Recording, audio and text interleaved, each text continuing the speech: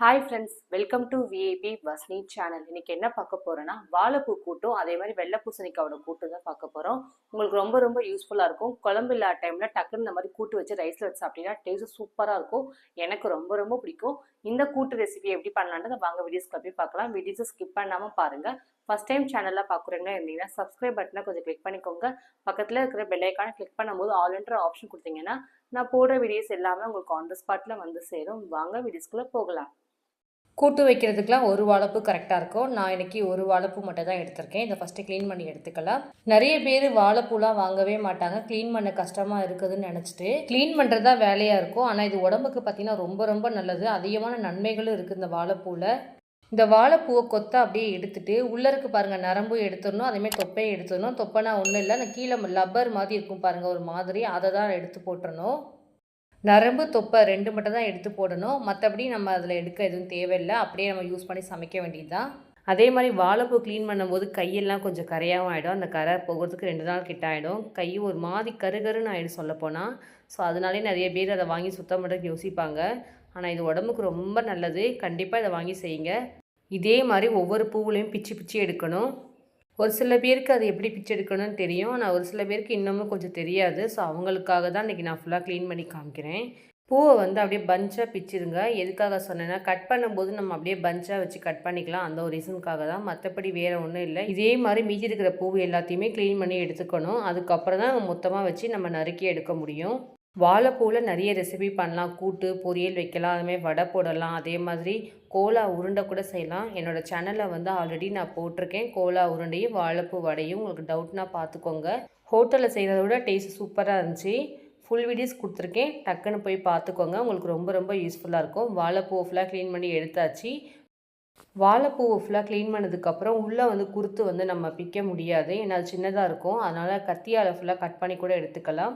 இந்த குருத்தை நிறைய பேர் அப்படியே டேரெக்டாக சாப்பிட்றவங்களும் இருக்காங்க, இல்லை குக் பண்ணுறவங்களும் இருக்காங்க. நான் இதை அப்படியே நறுக்கி போட்டு சேர்த்து சமைச்சிருவேன். இந்த மாதிரி ஃபுல்லாக ஃபைனாக சாப் பண்ணி எடுத்துக்கோங்க. அதே மாதிரி நம்ம ஆல்ரெடி க்ளீன் பண்ணி வச்சுருக்கோம் பாருங்கள், அந்த பூவும் சேர்த்து இதே மாதிரி கட் பண்ணி எல்லாத்தையும் எடுத்துக்க போகிறோம். எங்கள் வீட்டிலலாம் கூட்டுலாம் வச்சா டக்குன்னு இந்த ரைஸ்லேயே போட்டு சாப்பிட்ருவாங்க. தனியாக குழம்பு வைக்கவே வேண்டியதில்லை. அப்படியே டேரெக்டாகவே சாப்பிட்டுக்குவாங்க. சூப்பராக இருக்குன்னு சொல்லுவாங்க டேஸ்ட்டு சாப்பிட்டுட்டு. பூவை பஞ்சாக பிச்சிங்கன்னா நம்ம கட் பண்ணும்போது ரொம்ப ஈஸியாக இருக்கும். அதனால தான் பஞ்சாக பூவை பிச்சு எடுங்கன்னு சொன்னேன். பொரியல் கூட்டு எது செஞ்சாலுமே முழு வாழைப்பூ கரெக்டாக இருக்கும். ஏற்கனவே நான் வாழைப்பூவெல்லாம் கழுவிட்டு தான் நறுக்கினேன். ஸோ அதனால் இதை நம்ம அப்படியே ஆட் பண்ணிக்க கரெக்டாக இருக்கும். கூட்டு கடலைப்பருப்புலேயும் வைக்கலாம், பாசிப்பருப்புலேயும் வைக்கலாம். நான் இன்றைக்கி பாசிப்பருப்பில் தான் கூட்டு வைக்க போகிறேன். 1/2 கப் அளவு பாசிப்பருப்பு எடுத்துக்கலாம். கழுவுற அளவுக்கு ஃபஸ்ட்டு தண்ணி சேர்த்துட்டு நல்லா கழுவிட்டு அதுக்கப்புறமா பாசிப்பருப்பு தேவையான தண்ணி சேர்த்துட்டு வேக வச்சுக்கலாம்.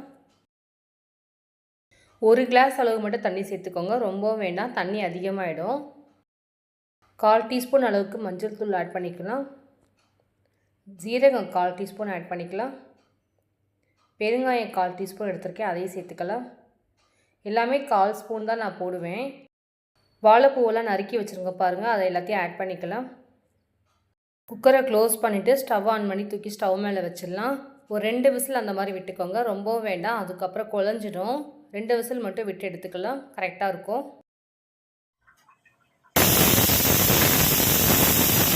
இந்த கூட்டை பேனில் கூட செய்யலாம், ஆனால் அது அந்தளவுக்கு வேகாது.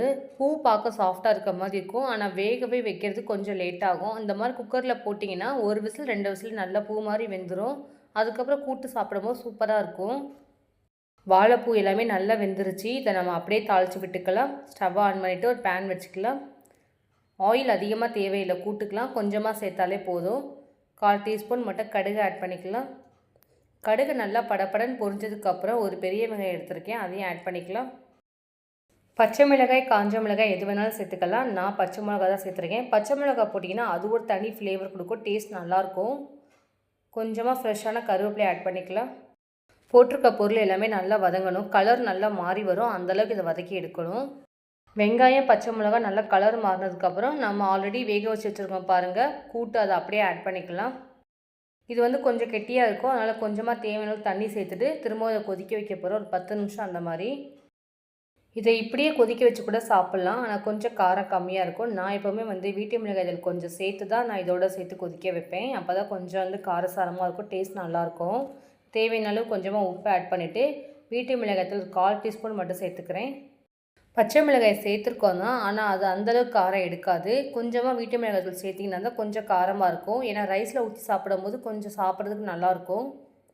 ஒரு 10 நிமிஷம் மட்டும் கொதிக்க வச்சுக்கலாம், ரொம்ப நேரம் வேண்டாம். நல்லா கொதிச்சதுக்கப்புறம் லாஸ்ட்டாக வந்து தேங்காய் பூ தூவி இறக்குனீங்கன்னா போதும், சூப்பராக இருக்கும். இது அப்படியே சூடான சாதத்தில் போட்டு சாப்பிட்டிங்கன்னா செம்மையாக இருக்கும். எனக்கு சாதத்தில் போட்டு சாப்பிட்றத விட அப்படியே சைடிஷ் தட்டில் வச்சு ஸ்பூன் போட்டு சாப்பிட்றது ரொம்ப பிடிக்கும். எனக்கு இந்த மாதிரி டேஸ்ட் பிடிக்கும். லாஸ்ட்டாக தேங்காயை சேர்த்துட்டு அப்படியே 2 நிமிஷம் மட்டும் மிக்ஸ் பண்ணிவிட்டு அப்படியே கொத்தமல்லி தூவி இறக்குனீங்கன்னா போதும், மணமாக இருக்கும். இந்த கூட்டு சூப்பராக இருக்கும் சாப்பிடும்போது. அவ்வளோதாங்க வாழைப்பூ கூட்டு. அப்படியே சூடான சாதத்தில் போட்டு சாப்பிட்டீங்கன்னா டேஸ்ட்டு சூப்பராக இருக்கும், மறக்கவே மாட்டீங்க. அடிக்கடி வாழைப்பூ கூட்டு இந்த மாதிரி தான் வச்சு சாப்பிடுவீங்க. நெக்ஸ்ட்டு நான் வந்து வெள்ளை பூசணிக்காய் கூட்டு செஞ்சு காமிக்க போகிறேன். எனக்கு வந்து ஒன் ஆஃப் த ஃபேவரட் பார்த்தீங்கன்னா கூட்டில் இந்த வெள்ளை பூசணிக்காய் ஒன்று எனக்கு ரொம்ப ரொம்ப பிடிக்கும். இந்த மாதிரி வெள்ளை பூசணிக்காய் ஃபுல்லாக கட் பண்ணி எடுத்துக்கணும். அதுக்கப்புறம் சின்ன சின்ன பீசஸாக ஃபுல்லாக கட் பண்ணிக்கணும். இந்த பூசணிக்காய் பொறுத்த வரைக்கும் பார்த்தீங்கன்னா தோலை செதுக்கிறது ரொம்ப ரொம்ப கஷ்டம். நான் தோலை ஃபுல்லாக கட் பண்ணிவிட்டு பீசஸ் மட்டும் தான் உங்களுக்கு நான் வீடியோஸாக எடுத்து போடுறேன். ஆல்ரெடி என்னோடய சேனலில் வந்து முழு பூசணிக்காய் வாங்கி கட் பண்ணுற வீடியோஸ்லாம் நிறைய போட்டிருக்கேன். அதே மாதிரி இந்த வெள்ளை பூசணிக்காய் நிறைய பெனிஃபிட்ஸ் இருக்குது. ஓவர் ஃபேட்டாக இருக்கிறவங்க வெறும் வயிற்றில் காலையில் வெள்ளை பூசணிக்காய் வந்து ஜூஸாக அடித்து குடிச்சிங்கன்னா ரொம்ப ரொம்ப நல்லது. வயிற்றில் இருக்க தொப்பையை எல்லாமே கரைச்சி கொடுக்கும். என்னோடய சேனலில் வந்து வெள்ளை பூசணிக்காயோட சாம்பார் எப்படி வைக்கலாம்னு ஆல்ரெடி வீடியோஸ் போட்டிருக்கேன். ஃபுல் வீடியோஸாக இருக்குது, டவுட்னா போய் பார்த்துக்கோங்க. இன்றைக்கி வெள்ளை பூசணிக்காய் வச்சு கூட்டு எப்படி பண்ணலாம் நான் செஞ்சு காமிக்க போகிறேன். கூட்டுக்கு வந்து இந்த மாதிரி பொடிசு பொடிசாக நறுக்கிக்கணும். ரொம்ப பெருசாக நறுக்காதீங்க, வாயில் தட்டுப்படும். சின்ன சின்ன நறுக்கிக்கோங்க, அப்போ தான் கரெக்டாக இருக்கும். பூசணிக்காய் ஃபுல்லாக கட் பண்ணி எடுத்தாச்சு. இந்த அளவுக்கு இருந்துச்சுன்னா போதும், கூட்டு வைக்க கரெக்டாக இருக்கும்.